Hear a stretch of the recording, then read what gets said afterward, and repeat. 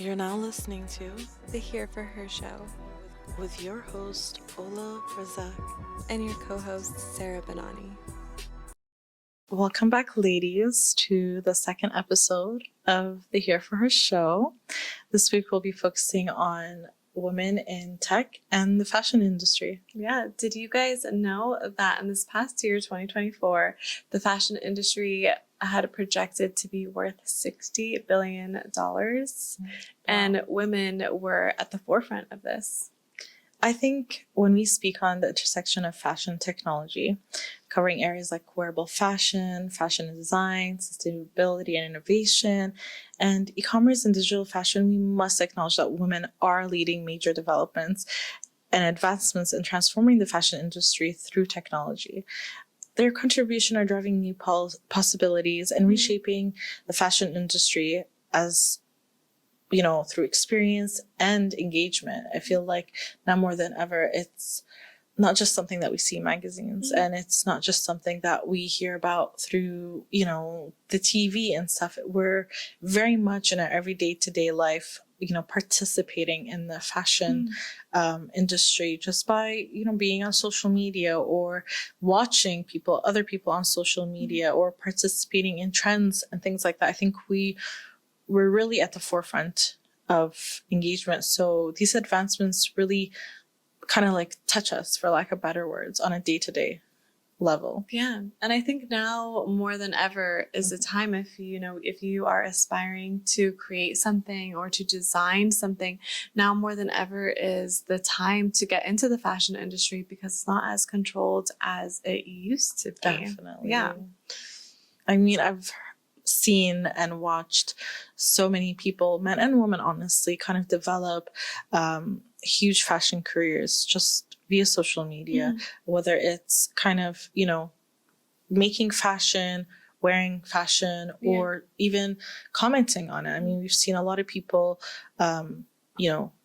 get great opportunities, whether it's kind of to speak on catwalks or fashion shows or even like the Emmys and stuff.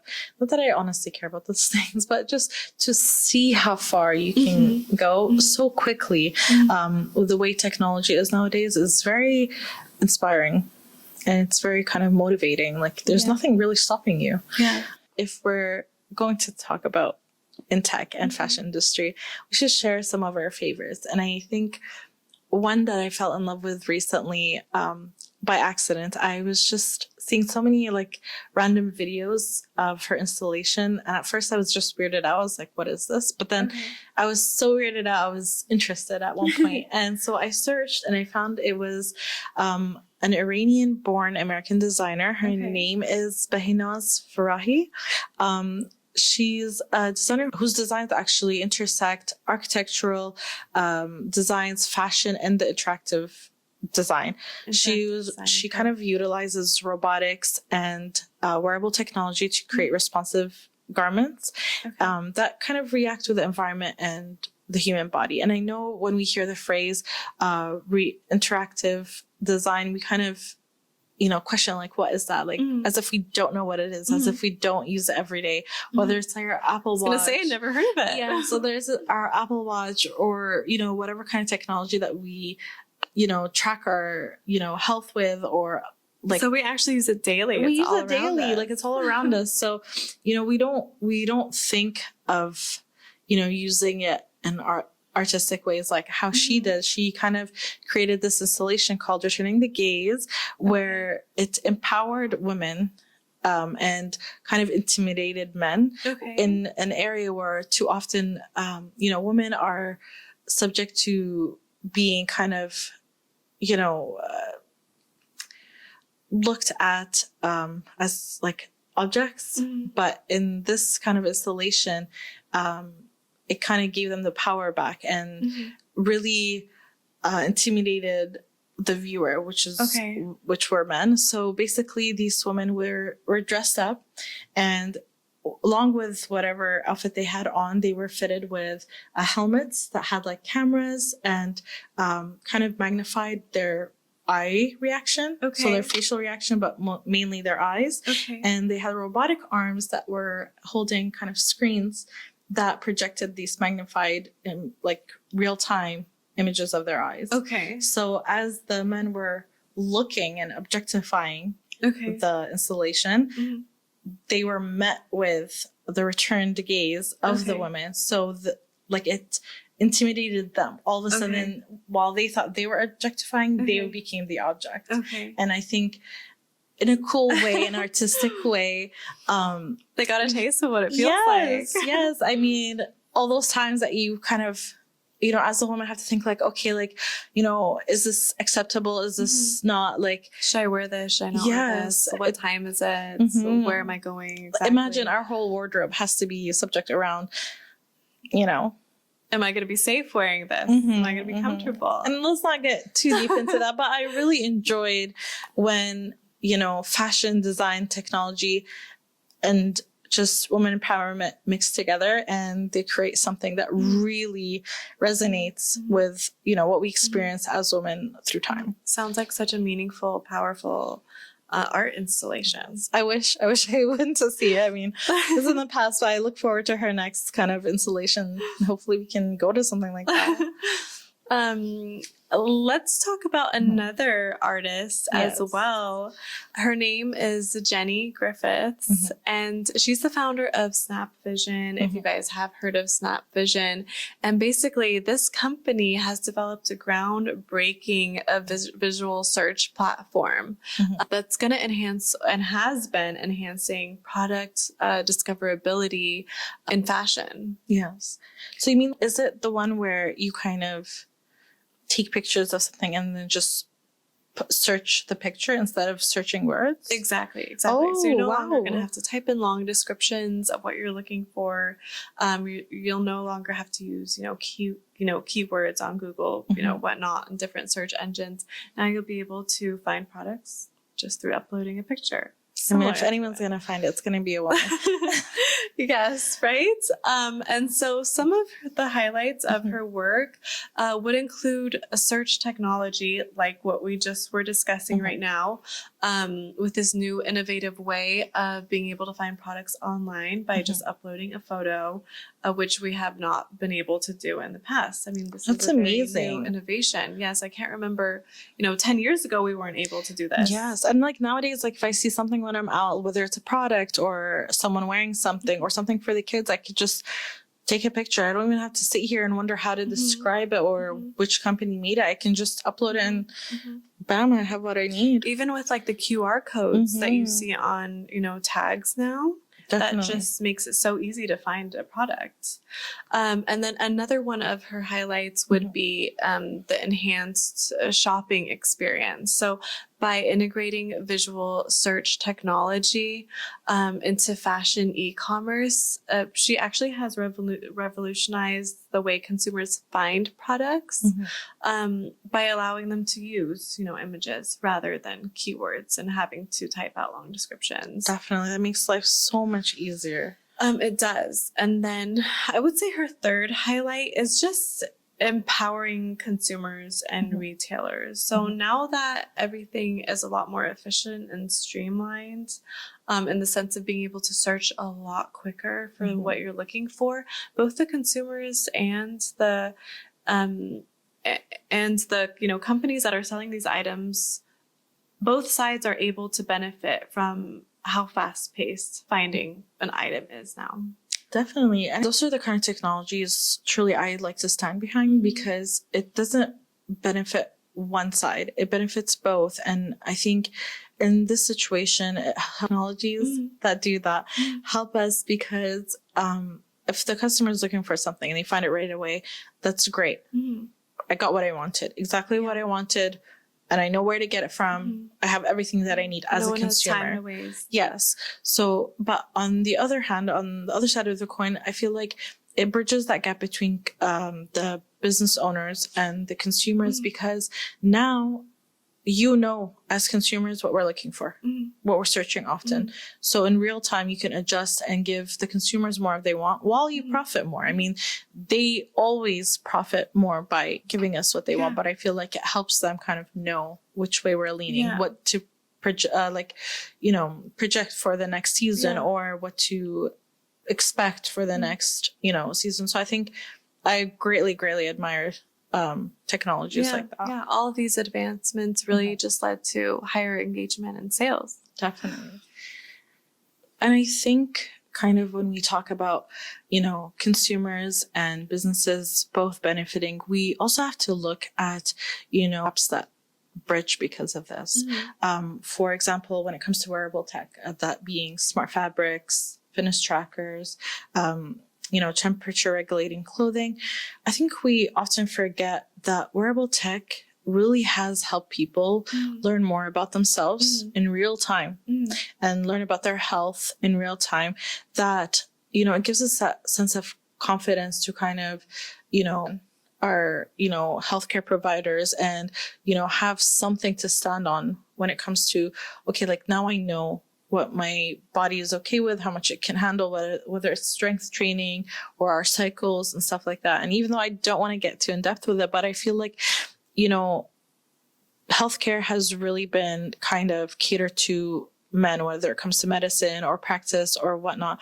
But now with kind of like apps that help women track their cycles and kind of, in conjunction with wearable tech, I feel like we can find new solutions, whether that's for conceiving or kind of birth control. We don't have to rely on traditional forms or traditional ways, like just take the pill. Because I think we all know now. I think we're all educated now because of, advancements in tech and just being able to search more and learn more and hear more from people.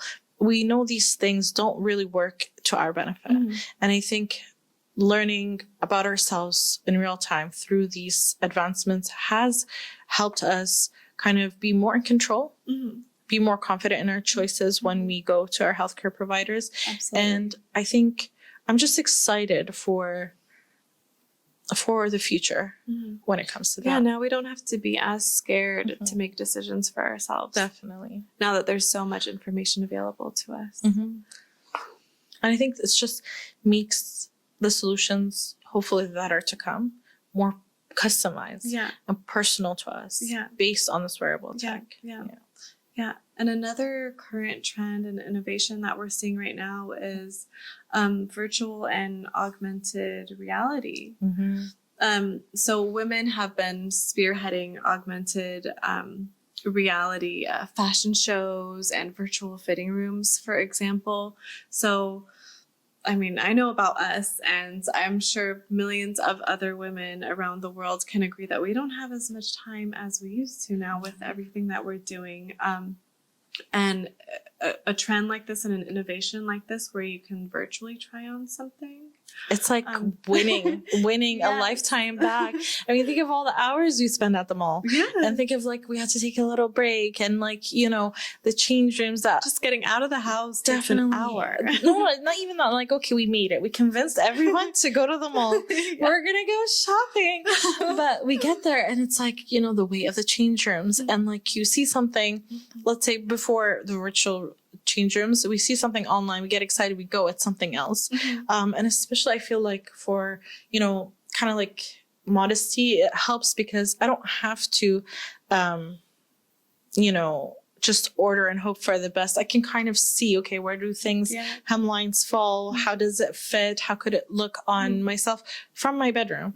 I don't have to go spend time. At least now, being this easy, I feel like we kind of help our future self. We save more time to do more things that we love or we need to do. Absolutely. Yeah. Like, altogether leads us to somewhere where we all end up. We all end up questioning, are we over consuming? Are we over shopping? Are we falling to fast trends and fast fashion? And I think now more than ever, like just being our adult selves, we kind of know trends come and go. And more than ever, I feel like we question ourselves when we want to get something. Like, okay, am I really gonna like this? Because we know now the fits that we like. We know the quality that we like. We know that if we feel good, we're gonna look good. So I think now we question more of the like the integrity of the business. We question, ethical aspects, the sustainable aspects, whether it's fabrics or product, just in general. We really are intentional with our purchases. And it comes to apps like En Route by a woman called Angela Bashevska, if I pronounce it right. Okay.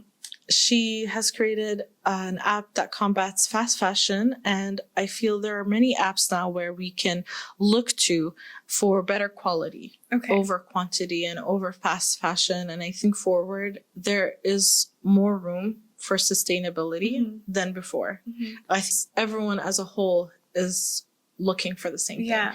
So I'd rather pay the premium. I'd rather pay with good conscience than just stick to fast fashion. And I think that's going to be my goal for this year. Rather than have to be guilty about, knowingly buying something, where it's actually coming from.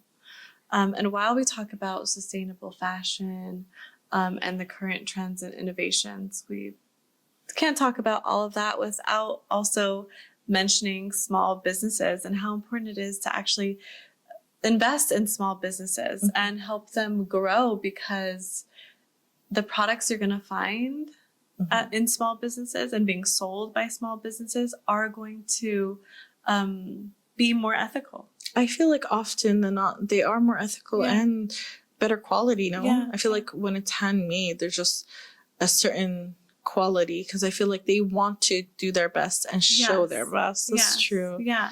And so oftentimes you might find the prices be a little bit higher, but it's definitely worth it. You know exactly, who you're buying from. Definitely. Where the products are coming from. And I think in a way, when it's kind of woman owned, you kind of want to support it more, because you want to invest in that woman's dream. You want to empower them. You want to, it's with small businesses, it's not where you start. I feel like, too often we're scared. Okay, where am I starting from? Just start. And I feel like, time goes on, you'll learn of better ways, maybe more sustainable ways or more ethical ways to grow and scale your business. So don't be scared where you start from. I think that's what I would love to tell small businesses. Don't be scared where you start from. Absolutely. Yeah, follow your dream, because your business is making a difference in the fashion world. Definitely. While there is a gender bias in funding and investments for tech startups, we can often find ways to close these gaps by being intentional where we invest and who we support. And, where we can't invest monetarily, we can, support on different kind of platforms and awareness to startups that are for women by women, and even if they're not for women, but just kind of empower women in tech, because there's just the margins are really tough, and I think any support that we give to women in this kind of field is huge. If you know of any actually women startups in tech, please let us know. If you want to support them, share them in the comments. We'd love to bring awareness and support where we can. Small businesses definitely. So many women-owned small businesses here in Orange County especially. And if you have one, give yourself a shout out. We'd love to discover it along with everybody else and share more of what you guys do. Absolutely. And on the same topic, I mean, balancing sustainability with scalability in in fashion and tech is always going to be a little bit difficult. But the more we advance in tech, the more we're going to be able to actually conceptualize new ways of focusing on sustainability, via new strategies, new age tech fabrics, and so on. I hope so. Like, I really feel we're kind of like at the brink of it, where like it could go really great and feel like, okay, this is the future we've all dreamt of, kind of like a Star Wars moment. Or it can, be lagged until we finally use it right. I just hope whoever's behind tech and just the industry when it comes to kind of bridging quality, good advancements with the people and businesses, they do it with good integrity and do it with good intention. I would love to see what the future Yeah, holds. I would love to In see my that lifetime. change. Yeah. We could talk a little bit more about the future of fashion tech. Kind of like how women are shaping the future of whether it is digital fashion or personalization in AI. I think there's just so much room. And I think because of, things like the metaverse and much being online as like form of interaction, I think digital design, digital fashion will be of a new wave, of a new era. And I think it's never too late, like, to get into fashion. I feel like fashion before was very constricted to kind of like what you wear on you. Whereas I think now fashion is kind of more of a form of art and in different ways. So it's never too late to get in on it. And I feel get creative, express yourself, and be part of the future. That's very true. A lot of people are like, did I miss the bus? It's like, no, you didn't. No. Like, this is the first wave. Definitely. And then, I mean, talking about the future of fashion, it would also should mention personalization and artificial intelligence. These are tools that cater to individual style, preferences. I think with personalization and AI, like I said before, it will have a lot of impact on health.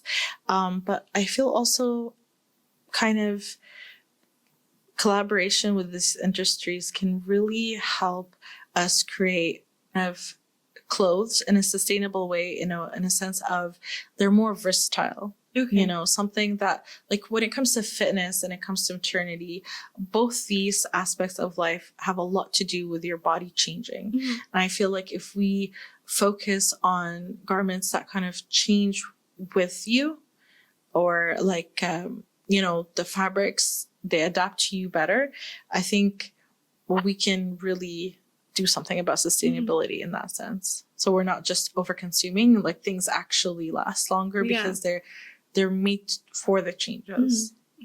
I think seeing all of this and seeing how positively we've been able to move forward in the fashion and tech industry, it's definitely empowered young, girls to enter fashion tech fields. Definitely.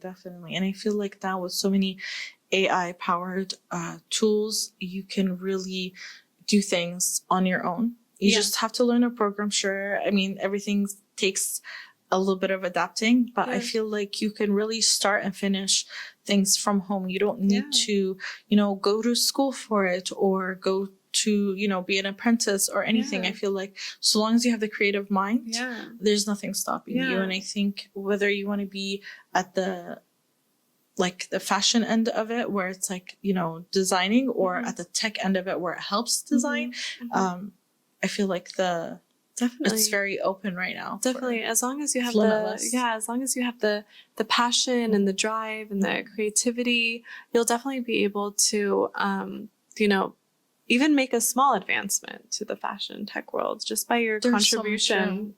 There's so much room. And I think, I think that all in all, we have learned that fashion is no longer something unattainable. Again, like I said, we participate in it every day by being viewers or consumers or, so on and so forth. We should really kind of take a moment and appreciate the women that have made us able to come this far. They've made this opportunity available to everybody. Definitely. I know challenges remain, but innovation continues to thrive, and I hope we find solutions to the ongoing, issues that we have yet to find solutions for, whether it being a fashion that is interactive, like how Bainaz did it, but more in real time in our day-to-day. Women are an integral part of, the fusion of the fashion world and the tech world. So don't play down your talents and your contributions. If you know you are talented and if you have made any contributions thus far, or if you have dreams to make a contribution to the fashion and tech world, believe in yourself, and go for it. Definitely. Challenges remain, and there will be new challenges in the future. But I feel with innovation, so long as innovation continues to thrive, there will be solutions. Mm. So don't limit yourself. Go for it. Yeah. And we really would like to support, women-led businesses. Mhm. So check out the description box, below this video. We're going to be tagging and including different businesses, women-owned businesses That we use Yeah. kind of day to day, or Yeah. that we love, or that we'd we've love come give to a shout out discover. to. Yeah.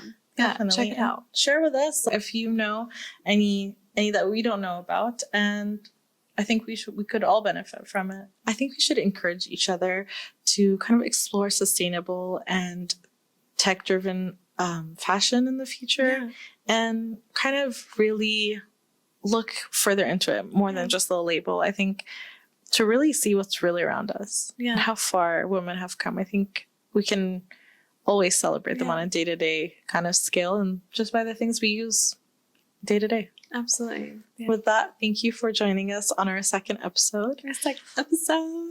We hope you enjoyed celebrating women in fashion and the tech industry. Yeah.